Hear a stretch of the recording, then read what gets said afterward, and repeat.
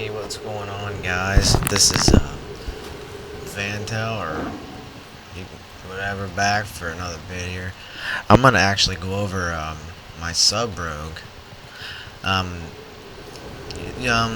let's see. 80% of the rogues that I see are mutilate spec, which is a great spec for PvP. I'm not that big a fan of it, really. I'm not. So, those of you who are wondering, I need a good sub guide, or not really a good sub guide, because I'm sure there's always going to be people that play rogue or any other class for that matter, just a little bit differently than I do. But I'll go over my talents, my gems, my strategies, and everything like that, and maybe you guys could even help me out a little bit. So let's start. Start with what I play twos with. I do twos with a disc priest as a sub, and a lot of you might know him. His name's Ellence. He plays a really good disc. Most people prefer as sub to play with DPS, and actually people say that works the best. But like I said, I tried mutilate. I tried doing the mutilate spec. It just wasn't me. I needed shadow step. And anyway, alright, here we go. We'll look at my talents first. I put 3 points in Master of Deception. That's needed for arena. Opportunity increases damage dealt with your backstab, mutilate, garrote, and ambush. That's pretty good, especially as sub. You need that. You're not going to need relentless strikes. Dirty Tricks increases the range of your blind sap by 5 yards and reduces the energy cost of your blind and sap by 50. That's a must. Because, blind right now costs 15 energy. 30 energy, man. You could be sitting there setting up a kill and you'd only have 17 energy. By the time your energy gens to 30, the healer's out. So, that can make a difference. We got Camouflage, which is a given. Elusiveness, which is also a given. I don't use Ghostly Strike. I never have. A lot of subs don't. Causes your attacks to ignore up to 9% of your opponent's armor and increases the damage dealt by your Rupture. I don't use Rupture too much. I do occasionally, but mostly I spend my combo points with Exposed Armor and Kidney. So, but the armor penetration deal there is good. Setup gives you a 100% chance to add a combo point after dodging one of their attacks or fully resisting one of their spells. It's really good because when you pop Evasion, the combo points will just go up like crazy. You pop Evasion and you got like another rogue on you, or maybe an enhancement shaman or a warrior. Your combo points are going to be going up like crazy. Even though it's 1 per second, still warriors can only hit about once every couple seconds anyway, so make out good there. Improve ambush, that's goes without saying, get that. Moving down here, we got heightened senses, increases your stealth detection and reduces the chance that you are hit by spells and ranged attacks by 4%. Playing with a healer, you might not even need that, but for the damage reduction, but you might want that for your stealth. If you're playing another rogue, you want to tap your sap macro, get him into a sap before he can get you. Preparation, which is to finish the cooldown, everybody knows that. Dirty Deeds, energy cost of Cheap Shot and Garrote, and additionally your special abilities your special abilities cause 20% more damage against targets below 35% health. That's where your Shadow Dance is going to come in, because you're going to want to dance when they're about 45 to 50% health. Hemorrhage, I use Hemorrhage, I like Hemorrhage. A lot of rogues skip it. I don't understand why. It's a really great attack. Again, that's just my preference. Master of Subs, definitely a given. Attacks made while stealth after 6 seconds after breaking stealth cause an additional 10% damage. So, when you're on that healer, man, and he's just. Hang on a minute.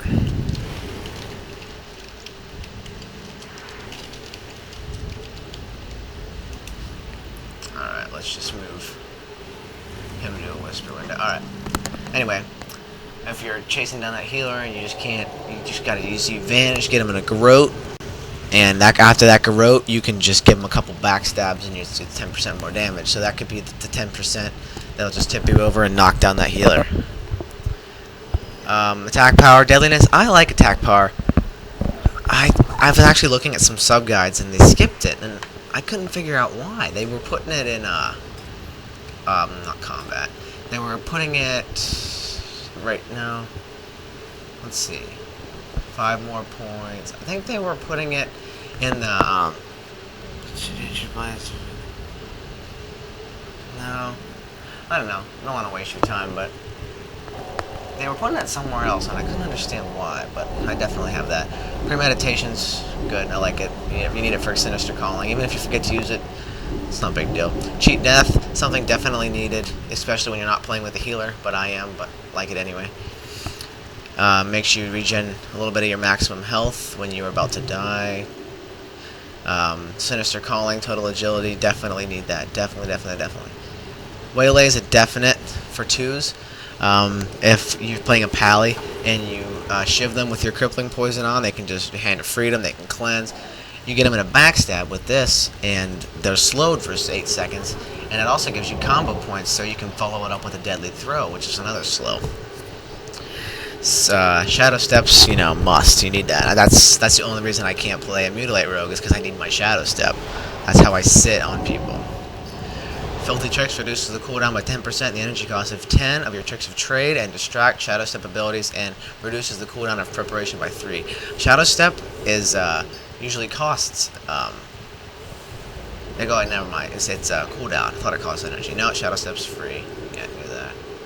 Reduces the energy cost of your Backstab, Ambush abilities by 20, and the energy cost of your Hemorrhage, and increases all damage done. I mean, that's all good. Good. You need all that. And, of course, Shadow Dance. Everybody knows that. Okay, so that's what I do, and then I move over into Assassination. I put 5 in Malice, Critical Strike. You don't need any of this, unless you're going to play in a Eviscerate, but that's more towards the combat Assassination tree. 3 in Puncturing Wounds, which is a Critical Strike of your Backstab. 2 in Blood Splatter, just to get you down. Groat doesn't really, it's not really used for damage mostly, it's used for that silence, and maybe you use your Rupture more than I do, that's what you want that for. You want 1 in Vigor, maximum energy by 20, you're going to need that with any style of rogue that you play. 1 in Exposed Armor, and 5 in Lethality. And that's my tree. My enchants that I use, I'm all Armor Pen. All my gems are Armor Pen. Every single frickin' gem is Armor Pen. Oh, I guess I got a crit. I lied. There's a couple crit in there. But I needed a little more crit. But everything I have is Armor Pen. My Armor Pen right now is 44%, which is great for sub. Sub, you need Armor Pen. Mutilate, you need Attack Power. I really like Armor Pen. I tried Attack Power stacking. I wasn't seeing it. The Warriors, they were just tanking all my damage, and with a healer, you need to do, of course, all the damage, or 97% of the damage. My enchants, I use Executioner for the Armor Pen buff, and Titanium Chain. I got the Deathbringer's Will, Armor Pen, and the Transformation. Whispering Fang Skull for crit and attack power buffs. Full Relentless, 1 Wrathful Glove. Not a lot of work into him yet. A couple PvE offsets. My resilience is 900 on the dot right now. I don't want to drop it too low, because again, if my healer gets CC'd, and I get rocked by pretty much anything if I'm any lower than I am now. Alright, my glyphs, what I use for my sub, I use a Glyph of Vigor, which is 10 more energy. Glyph of Sprint increases your movement speed of your sprint by 30%. I used to have Glyph of Hemorrhage there, which gave you more damage. I like that, but somebody recommended I do Sprint. I tried Sprint. I really like it. You can really get to the other side of the map quicker in stealth to get that early sap. Excuse me. Glyph of Shadow Dance increases the duration of your Shadow Dance by 2 seconds. That's, no-brainer. I was actually debating that as well, because by the time your Shadow Dance is over, your energy's dropped. You're 0 to 10 energy. But that extra 2 seconds allows your Shadow Dance to regen enough energy that you can get a Garrote right before it finishes. That's that extra silence. Why not take it? Glyph of Vanish, Glyph of Distract, Glyph of Safe Fall, those really don't matter. Glyph of Vanish is a must. It increases your movement speed. And, you know, those are just junk.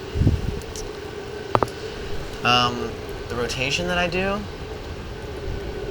really is quite simple. Alright, let's go to a different dummy. There's Ellen's. Is he gonna follow me? Yep, he's gonna follow me. So, of course, when you're gonna do a damage test, you got to take into consideration that the dummy has no resilience, you know, like that. But what I'll do is, of course, you'll start with the sap. Can't sap, but depending on if it's a caster, if it's melee, I'll usually go for the premeditation, getting the 2 points, and I'll hit a. Let's see, I'll go kidney shot, hemorrhage, exposed armor right off the bat. I mean, then you can hemorrhage or backstab. You want to keep hemorrhage up, especially on a warrior. Then when you get, you know, you can backstab, use those hemorrhage ticks, use them. Don't use them on your white hits. You want to get as many energy-based moves on that hemorrhage, and then just reapply it. Your next 5 stack, you're going to want a kidney, backstab, and then you're going to want to re-stealth. If it's a warrior, he might have you bleed, which you might have to do this quick, but you're going to want to stealth and cheap shot again. Backstab. Make sure to keep, if you're going to use hemorrhage, make sure to keep it up. Really makes a difference. It really does. Backstab. Okay, 5 combo. If his armor's gone, you got to keep that armor debuff on him. That really blows up warriors, especially with all this armor pen. I mean, if you're stacked on armor pen and you have a skill that takes down armor, you're going to use it. Make sure to keep that hemorrhage up. Backstab. Keep that hemorrhage up. Next one, back to a kidney. Or actually, oh, that was slice and dice. My bad. You don't want to do that. You want to go back to a kidney there. Obviously, disarm the Blade Storm. Duh. And evasion. Don't evasion the Blade Storm. Never evasion the Blade Storm. Because, you know, a warrior hits you with 2 swings of the Blade Storm. That's a good chunk of your health. So, always disarm it. Evasion whenever you have no disarm and he's starting, if he's getting a bunch of procs, if he's getting Mortal Strike, maybe your healer CC'd. Never, ever, I see this all the time, people use Cloak of Shadows when the warrior's on him. That's dumb, unless you have the Glyph, which the Glyph is pretty much garbage in my opinion anyway. You're going to want to just use evasion, and if you can't, get a blind and get out of there, because warriors will tear you apart if you can't keep them locked. Casters, you're going to want to open with premeditation, and then a garrote for a silence, a hemorrhage into a full stun right away, and then you're going to want to do, remember, keep that hemorrhage on him. Never do the armor thing, an armor exposed on a caster, because it's just pointless, waste of combo points. You already can beat through their armor anyway. Okay, there's the silence. Silence was gone. The debuff, or the dot's gone. You got 5 points, back into a stun. If you don't have a stun there, I would either suggest a gouge and wait for it, because, I mean, the gouge, it's a freaking 4-second in cap. A rogue has no dots unless he's, you know, of course, assassination. But the thing with the caster is your kick times. You want to kick when it's about 60 to 70% cast speed if you can't, like cast time, because when people fake, they always fake about 30 to 40 to 50%. So if you see that heal almost done, you're going to give them the kick. A kick is so deadly to a healer. They're lost. I mean, there's all their skills, every single one. They're just taking so long, and that's going to give you enough time to build more points up and maybe get them into a full stun. Maybe get a vanish and a re-garrote. I mean, there's so many things that a rogue can do if they're played right.